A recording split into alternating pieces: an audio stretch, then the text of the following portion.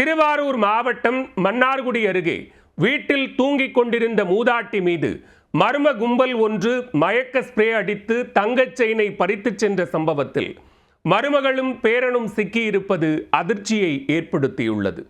7 சவரன் தங்கச் செயினுக்காக மணி ஈஸ்ட் புரொஃபஸராக மாறிய மருமகள் சிக்கியது எப்படி?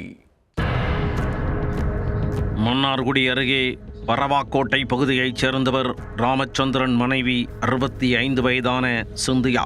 இந்த தம்பதிக்கு சாந்தகுமார், விஜய் என்கின்ற 2 மகன்கள் உள்ளனர். இவர்கள் இருவரும் வெளிநாட்டில் வேலை பார்த்து வருகின்றனர். சிந்தியா வீட்டின் அருகே மூத்த மகன் சாந்தகுமாரின் குடும்பத்தினர் வசித்து வருகின்றனர். இந்நிலையில் கடந்த 9ஆம் தேதி இரவு சிந்தியா தனது வீட்டிற்குள் தூங்கிக் கொண்டிருந்த போது வீட்டின் பின்பக்க கதவை உடைத்துக் கொண்டு முகமூடி அணிந்த மர்ம நபர்கள் சிலர் உள்ளே புகுந்துள்ளனர். பதறிப்போன சிந்தியாவை கீழே தள்ளி அவரது கழுத்தை நெறித்த அந்த கும்பல் அவரது முகத்தை நோக்கி ஸ்ப்ரே ஒன்றை அடித்துள்ளனர்.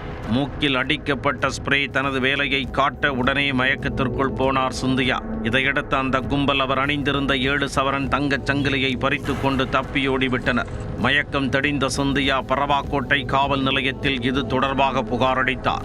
வழக்கு பதிந்து விசாரணையை தொடங்கிய போலீசார் சிந்தியா கொடுத்த அங்க அடையாளங்களை வைத்து தேடுதல் வேட்டையை தொடங்கினர். விசாரணையின் முடிவில் நள்ளிரவில் வீடு புகுந்து கொள்ளையை அரங்கேற்றியது சிந்தியாவின் மருமகள் மற்றும் பேரன் என்பது தெரியவந்து போலீசாரே சற்று அதிர்ந்து போயினர். மருமகள் அருட்செல்வி, பேரன் அருண்குமார், அருட்செல்வியின் தந்தை ஐயாத்துரை ஆகிய 3 பேரும் சேர்ந்துதான் இந்த திட்டத்தை தீட்டி அரங்கேற்றியிருக்கின்றனர். 7 சவரன் தங்கச் சங்கிலியுடன் சிந்தியா வலம் வந்ததை அவ்வப்போது பார்த்த மருமகள் அருட்செல்வி அதை எப்படியாவது ஆட்டையை போட்டுவிட வேண்டுமென தனது தந்தையுடன் சேர்ந்து ஸ்கெட்ச் போட்டு கைவரிசை காட்டியிருப்பது விசாரணையில் தெரிய வந்தது. மூவரையும் கைது செய்த போலீசார் அவர்களிடமிருந்து 7 சவரன் தங்கச் சங்கிலியை பறிமுதல் செய்தனர். மாமியார் மீது மருமகளே ஸ்ப்ரே அடித்து மயங்கச் செய்து தங்கச் செயினை கொள்ளையடித்துச் சென்ற சம்பவம் அதிர்ச்சியை ஏற்படுத்தியுள்ளது.